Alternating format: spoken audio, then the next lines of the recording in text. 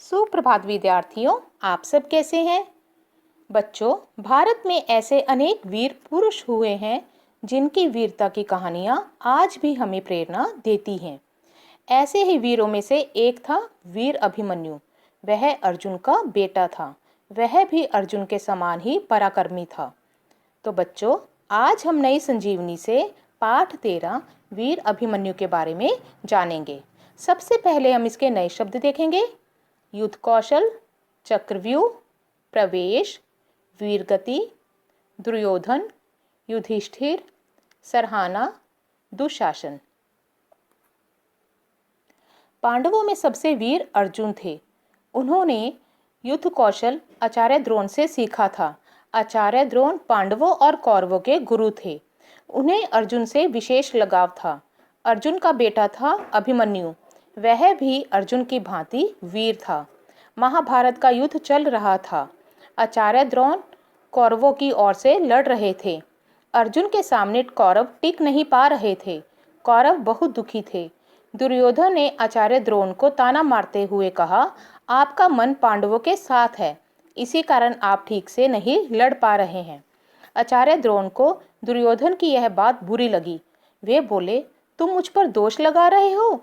मैं पूरी ईमानदारी के साथ लड़ रहा हूँ। यदि तुम अर्जुन को कहीं दूर ले जाओ तो मैं उसी दिन उनको हरा दूंगा। दूसरे दिन लड़ते लड़ते अर्जुन दूर निकल गया। द्रोण को मौका मिल गया। उन्होंने चक्रव्यूह की रचना की। पांडवों को चुनौती दे दी गई। चक्रव्यूह में घुसना केवल अर्जुन को ही आता था और वह वहां नहीं था। अर्जुन के बड़े भाई युधिष्ठिर परेशान थे। तभी अभिमन्यु ने प्रवेश किया। उसने सारा हालचाल पूछा।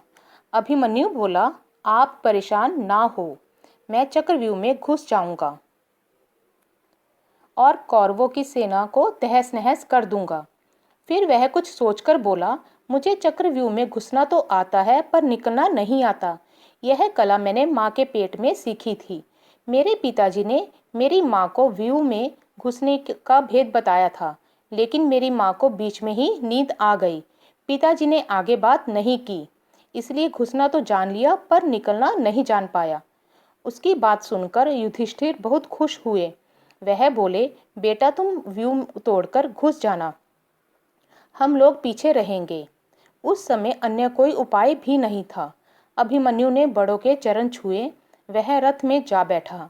उसके आने की खबर सुनकर कौरवों की सेना में खलबली मच गई। अभिमन्यु बिजली की तरह आया और चक्रव्यूह के अंदर जा पहुंचा। वह इतनी तेजी से भीतर घुसा कि पांडव पीछे रह गए। वह कौरवों की सेना को गाजर मूली की तरह काटने लगा। उसकी वीरता को देखकर कौरवों के होश उड़ गए। दुर्योधन की जान भी मुश्किल से बची। आचार्य द्रोण उसका रण कौशल देखकर उसकी सराहना करने लगे। आचार्य द्रोण का सपना टूट रहा था। अर्जुन को दूर ले जाने की चाल भी काम न आई। सब कौरवों ने मिलकर सलाह की। द्रोण ने कर्ण से कहा, अभिमन्यु को हराना कठिन है, तुम पीछे जाकर उसके धनुष की डोरी काट दो। कर्ण ने वैसे ही किया। उधर महारथियों ने उसके घोड़ों और सारथी को मार दिया। अभिमन्यु जरा भी नहीं घबराया। वह ढाल और तलवार लेकर लड़ने लगा। द्रोण कुछ सोचने लगे। तभी उन्होंने कर्ण को बुलाया। उसे एक चाल बताई। दोनों ने मिलकर उसकी ढाल और तलवार तोड़ दी। उसने रथ का पहिया उठा लिया और वह सिंह की तरह टूट पड़ा। कौरव सेना चकित थी। उसने दुशासन के दूसरे बेटे को धराशायी कर दिया।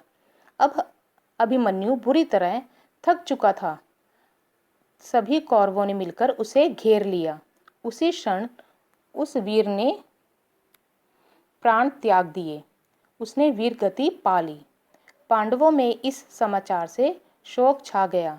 अर्जुन पर तो मानो पहाड़ ही टूट पड़ा, लेकिन अभिमन्यु मरकर भी अमर हो गया।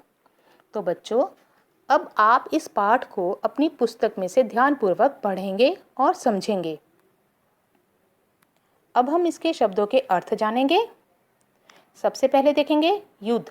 युद्ध का अर्थ होता है लड़ाई। वीरता, बहादुरी, धराशायी, धरती पर गिरा देना। कौशल, कला में निपुणता। सराहना, प्रशंसा। शोक, दुख। चक्रव्यूह, गोलाकार व्यू बनाना।